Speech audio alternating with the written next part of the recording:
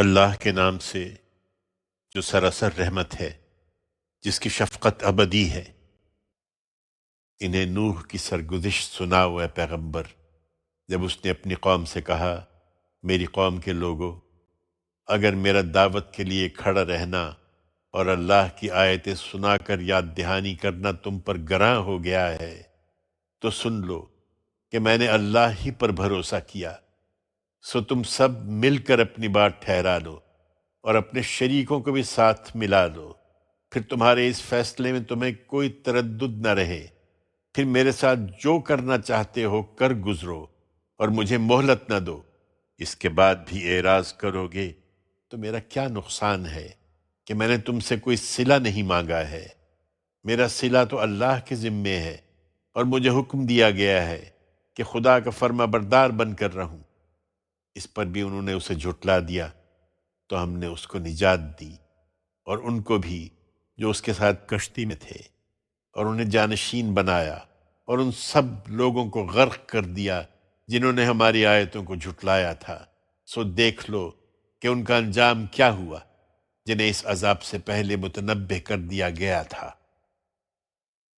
پھر نوح کے بعد ہم نے کتنے رسولوں کو ان کی قوموں کی طرف بھیجا، سو وہ کھلی کھلی نشانیاں لے کر ان کے پاس آئے، مگر جس چیز کو پہلے جھٹلا چکے تھے اسے پھر انہوں نے مان کر نہیں دیا۔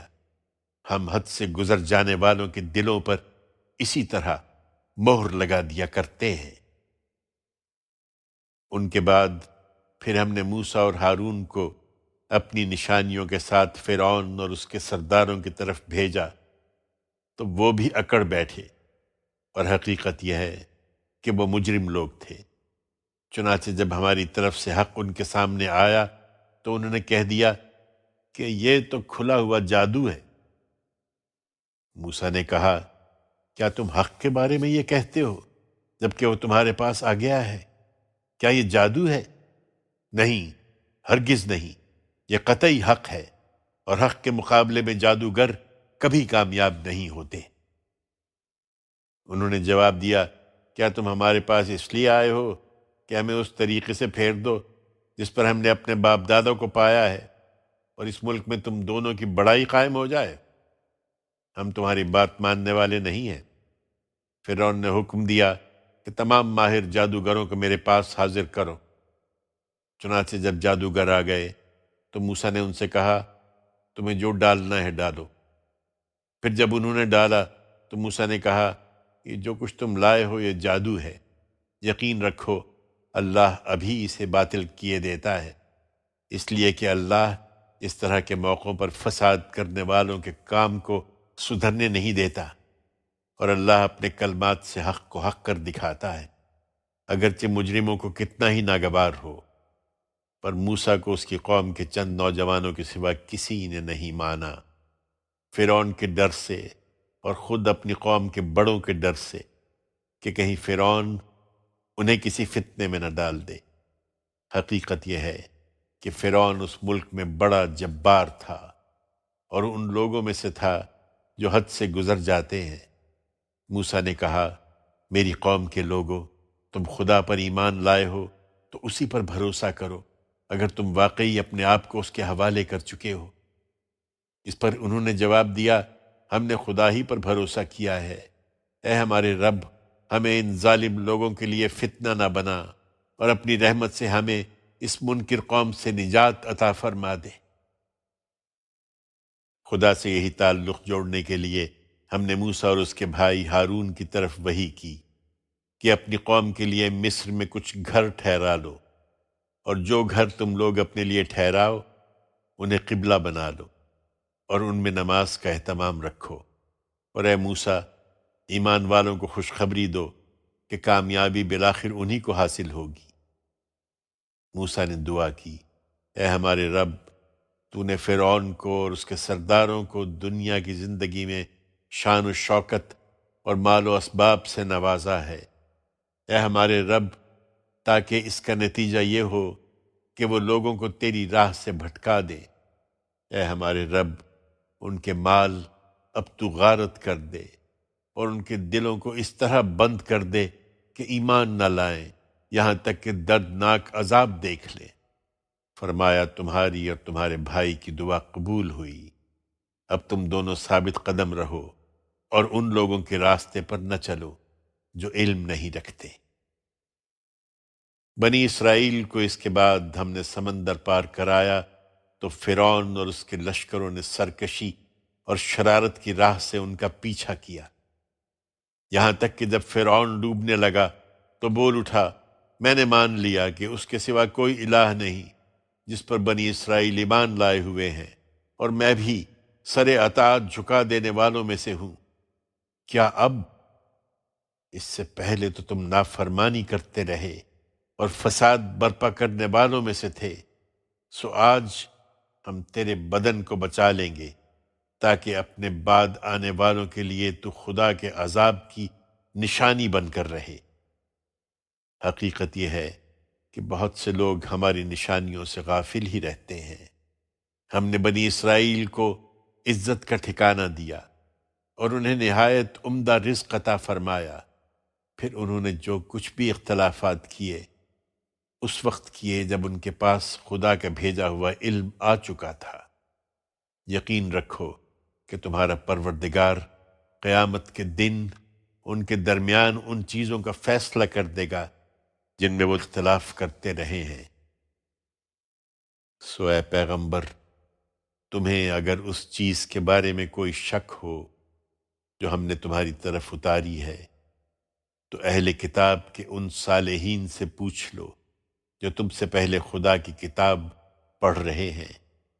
اس میں شبہ نہیں کہ تمہارے پروردگار کی طرف سے تمہارے پاس حق ہی آیا ہے، لہذا ہرگز شک کرنے والوں میں سے نہ بنو اور نہ ان لوگوں میں شامل ہو جنہوں نے اللہ کی آیتوں کو جھٹلایا ہے کہ تم بھی نامرادوں میں سے ہو جاؤ۔